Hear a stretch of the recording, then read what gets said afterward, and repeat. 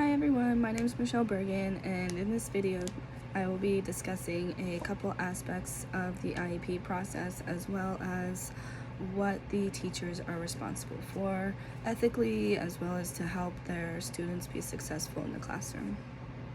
The first topic would be parent and student involvement, and this is really important because both parent and student need to know what's happening, and the students need to know what to expect, the parents need to know their rights, and they need to know what services their student will be receiving in the classroom, as well as how the parent can help their child at home.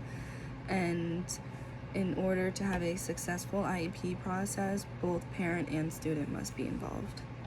Now, the referral process. So when there's concern that a child may have a disability, it is important that the school district gets notice right away, as well as the parents address their concern and press for their child to be evaluated.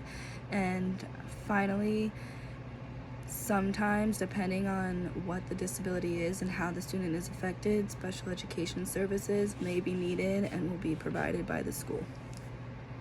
The next steps would be evaluation.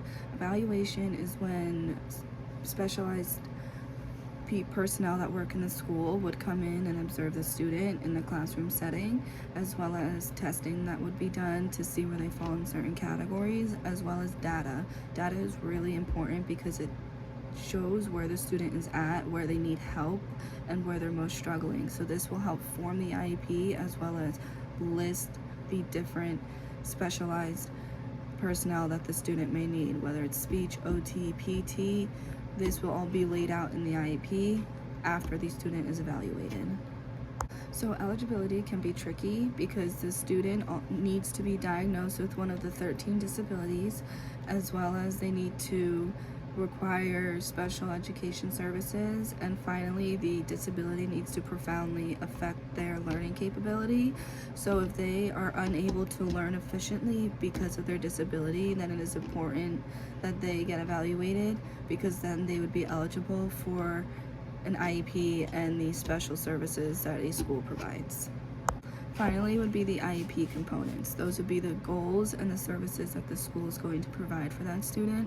The goals should be clearly listed, and the student should be able to accomplish them by the end of the year. If not, then the IEP is going to be reevaluated, and the goals may be reset, may be reworded, may be changed in order for the student to be successful in accomplishing those goals, because in the end, our goal is to help the student succeed in school. So by having everything clearly laid out in the IEP, then teachers and admin and related services will be able to help that student efficiently.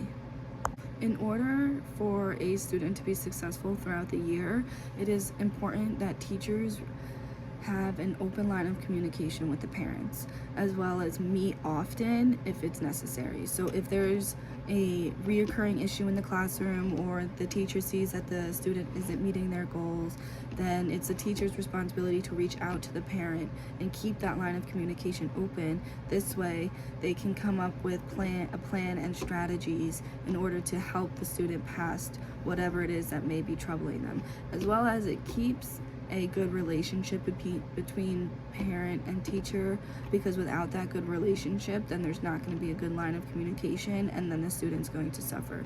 So communication is key, especially when dealing with a student who has an IEP, because everybody needs to know what's going on. Everybody needs to have the plan and know how we are going to help the student succeed and how we're going to work together, because without communication and cooperation, then nothing's going to be successful.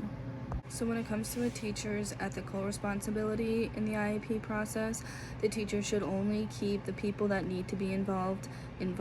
So outside teachers shouldn't know what's going on in that student's IEP, because they're not that student's teacher. So confidentiality is a huge aspect of remaining ethical in the IEP process, because it's unethical to share any student's information, let alone a student who has a disability and has a written IEP.